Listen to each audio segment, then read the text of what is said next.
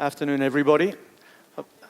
We've got rebooted technology, I hope. I just want to thank Hans for ripping off about a third of my presentation. So we'll be able to get through the slides in about 4 minutes. The keynote, I'm going to try and stay away from that horrible subject which most HR departments absolutely go into cold turkey about, which is compliance. But I'm going to go around the subject and hopefully try and make it relevant and more interesting. As you can see from the headline, the question is, how do you know? So when that CEO walks into your office and says, Janice, the board's asked me, how do I know? And normally it's the HR person that gets asked the question, how did that information get out there? So, how do you know? The single biggest problem in communication is the illusion that it's taken place.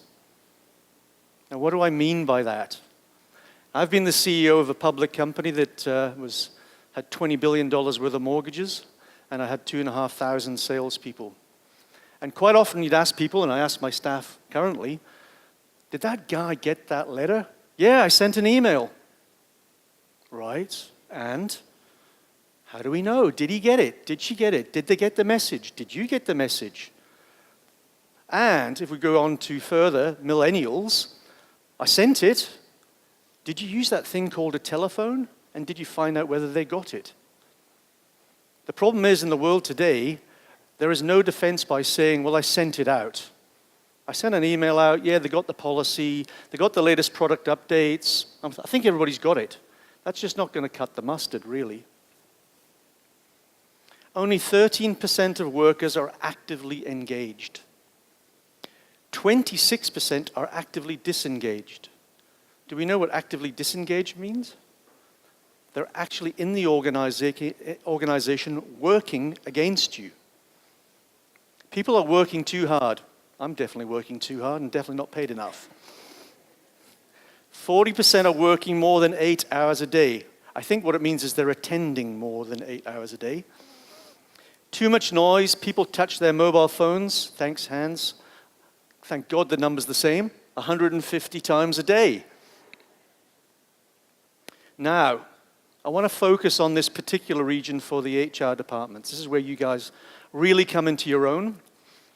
The world's fastest growing population markets are Indonesia, Philippines, Vietnam. In this small region, we're rocketing towards 500 million people. Indonesia's 270 million people, heading towards going to be the 4th largest population on Earth, 80 million middle-class people. Philippines has got an even more stratospheric growth rate, tipped to go from 105 to 140 million people. So our organization charts, if we're growing, are going to look a lot like that. I'm dealing with one bank in Indonesia that's got 146,000 people. Now, they have a communication challenge. I think Prudential Insurance in Indonesia, which is now, I think it's its largest market anywhere in the world, has 300,000 reps, and it's churning through 10,000 reps a month.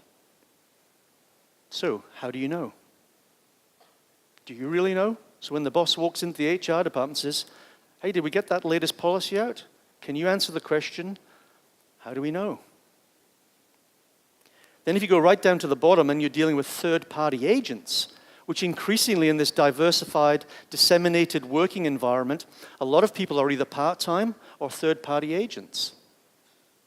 How do you know the third-party agents got the information? One leading bank in Australia that we deal with, I won't name it, but it's number one, has 13,000 wealth managers. And they simply admit, we never know that they've got the latest product updates, the latest policy updates. So you might be buying a Latin American fund when they don't even sell Latin American funds anymore.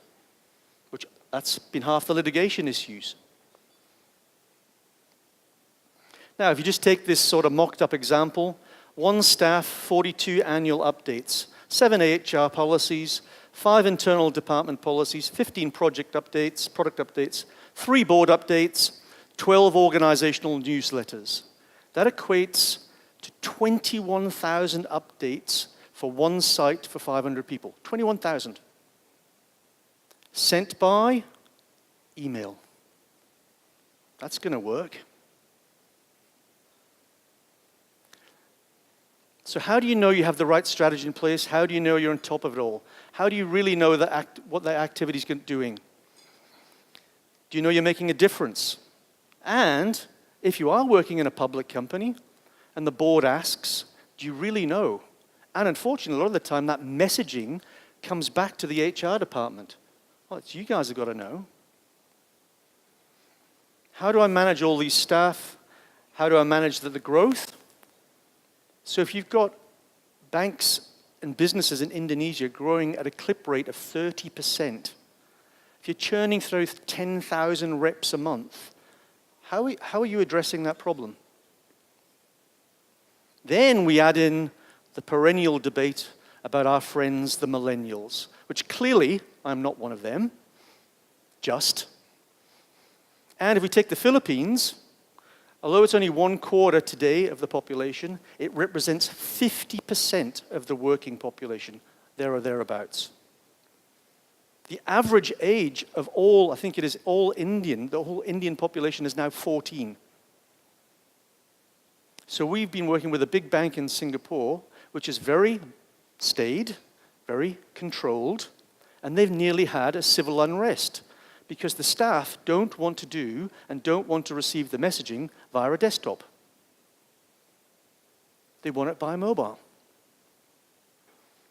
Back to the statistics where people are accessing the data by 2 devices, 3 devices, 150 times a day. If you then apply that to markets like along archipelago, like Indonesia and the Philippines, and all of these people are out on the road, they're not going to have a desktop. Highly unlikely they're going to have a laptop.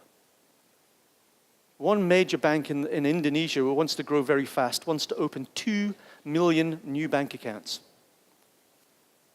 It hasn't got any desktops, hasn't got any laptops, hasn't got any iPads. It's only got phones. So if your methodology is to send out emails with large attachments and big company policies or big product, it ain't going to work, is it? Just isn't. And if the platforms that you're using are of the ilk that only you can attach certain kinds of files, that's not going to work either. So what I encounter about 99.999995% of the time, which is very good news for Microsoft, is the world's biggest product today, still in use inside most organizations, is the old Excel spreadsheet. Or as we like to call it, the Excel Band-Aid. Because it's not real time, it's delayed information, it's always out of date, it's backwards looking, no reminders or alerts, difficult to implement, and basically ineffective. And of course, it's always got an error in the spreadsheet, right? So instead of having 10,000 employees, we actually have 40,000 because somebody put the wrong calculator in it. That's not going to work. I was talking to a major Swiss bank. This is basically where I came to this discussion. Talking to the HR person and to the MD of the bank. And I asked the sort of key question to the MD of the bank in front of the HR person. So who's the responsible officer? And the HR lady says, well, technically Roger. And Roger looks at her and goes, technically? She goes, well, you are. And he goes, so do I get a report on all of these people? She goes, well, we're working on it. So I asked her, so what's the report in now? Oh, it's in Excel. Now they've got an LMS from Switzerland they've spent $1 gazillion on, and it's in a big Swiss banker, typically Swiss, and it's all fantastic, but it's just full of stuff like your old auntie's, shoe closet. Nobody's ever gone through it. Nobody's ever worked out what's important. So what the lady's doing is just patching it with an Excel spreadsheet. Now, that's great until the Monetary Authority of Singapore walks in the front door like a commando and says, okay, guys, I'd like to see how you're controlling all the wealth managers. They're selling life insurance. They're selling wealth products. Can you show me where they're at with their policy updates, their training? Can you show me? And then old Janice wheels out the out-of-date spreadsheet. That's not going to look too flash, is it? Oops. So what we've worked on, and I'll come back to why I got involved in I never thought I'd stand on a stage and say I was going to talk about compliance or answer a question about how do I know that my staff are under control. So I was the CEO of a public company that had $20 billion worth of mortgages and I had 2,500 reps. And my compliance officer walked in the door one day and he said to me, Mark, you know, we're going to have to get that compliance stuff sorted out by October. And a typical CEO, I turned around and said, I don't care. Let's see what happens. We'll just pay a fine. Now, that's the common answer I get in the Philippines and Indonesia. I'll just pay a fine, you know, whatever. And he goes, no, actually, what's going to happen on the 1st of October, if we're not compliant, is every mortgage that we write will technically be in default immediately because we'll not be able to prove that the person who wrote the loan was actually compliant. And we won't be able to prove to the regulator that all of our mortgage brokers are actually compliant with the Act. I went, oh, that's a bit tricky. So then I said, well, you know, won't we just claim off the insurance? And he goes, no, because what's going to happen is the insurance broker is going to ask us to prove that every single person that wrote the mortgage has he got his compliance certificates. And our answer will be, oh, we haven't. And he'll say, that's fine. We're not paying out. So I couldn't answer to my board the question of, how do I know? So we rolled out a platform which allows through the cloud for you to get full visibility and answer the question, how do you know? And for example, in Australia, we've got 60,000 users, mostly financial services and property groups, where you can actively see live, real time, who's accessing what information and the ability for you to push out information rather than pull. I'm dealing with one large pharmaceutical company in Indonesia. It's got 600 reps. And they've built this platform. We talk about legacy platforms. They've built it over 10 years. It's an intranet, but it's pull. It means you have to go in to get the information. So what happens? Nobody goes in. It needs to be push, and you need to make sure that people can get it, and they get it on the device that they want to receive it on. So you want to be able to ask the question, can I cover all the sites? How do I cover all of the people? How do I know who's done what? And they got what? How do you know they're participating? So you need reliable team messaging. You need full control of the product release and in the right format. I think there was a discussion in the last presentation. You know, if you talk about millennials and you talk about mobile devices, you can't send out a 30-page PDF. That's not going to work. I don't know if anybody realizes, but you know, the average time spent on a YouTube clip, any guesses? Average YouTube clip length. It's actually 2.75 minutes. Maximum attention span across the board now is something like 7 minutes. Maximum. So, a 32-page PDF? Or much better, we'll just take the Monetary Authority of the Philippines, that horrible old crappy text they send out, or the Indonesian one, and we'll just cut and paste it, and we'll send that out to read. Oh, Janice, read that. Really, Monday morning, I just really wanted to receive a 32-page government-issued, you know, tiny font PDF. I know we laugh, but that is the sort of stuff that's getting sent out. I get that it's hard work because somebody's going to have to pass that information and put it in a format. But the point is, if you're not putting it in the right format, you've got no chance of anybody reading it, less that they understand it. Then the next thing I see is we're sending out information, maybe in the right format. Then how do we know that people actually understood it?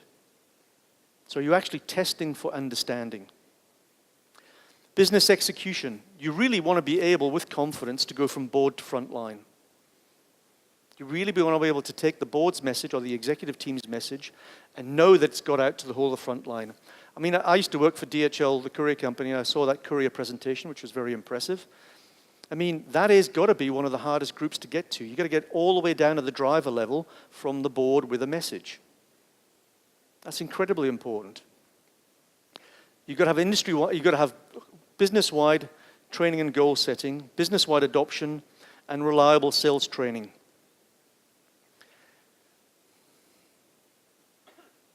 How do I consistently reach my audience? How do I get the mobile audience engaged? In particular, Philippines Indonesia, India, Vietnam. This region is mobile.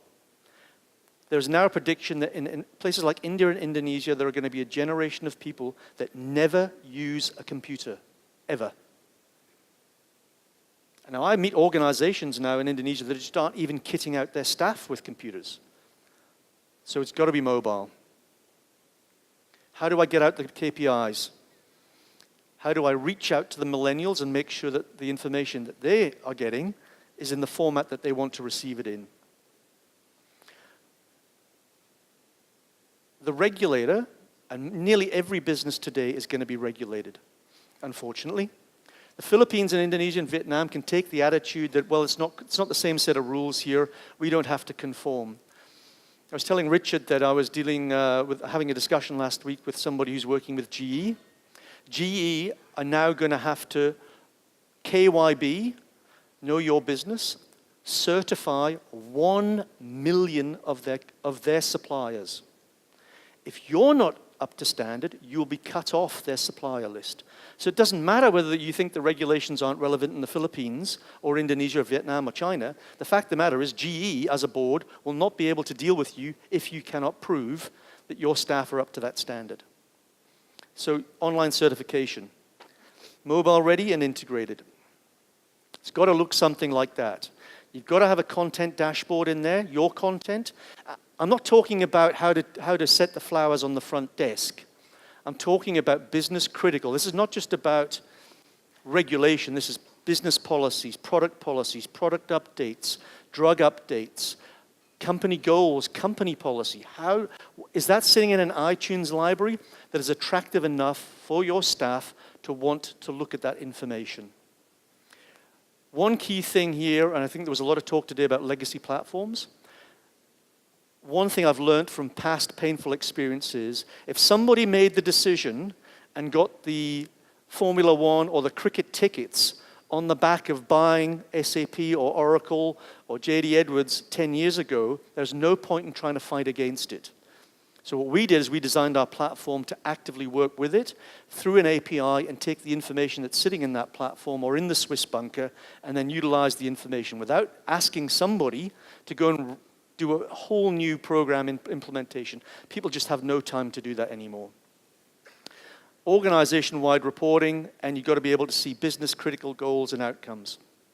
What it should look like, unlike the Excel spreadsheet, is there should be easy goal setting, efficient rollout, relevant content, easy access, in the format that people want, accurate reporting, and real-time visibility.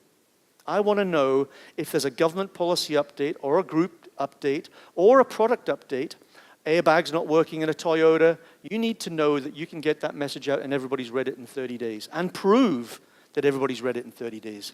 Because, defense now is, I sent it out, that's not a defense. All right? The regulator's gone way beyond that now. You're going to have to be able to prove that people saw it, read it, understood it. And as HR, I know it's quite often difficult to get the budget.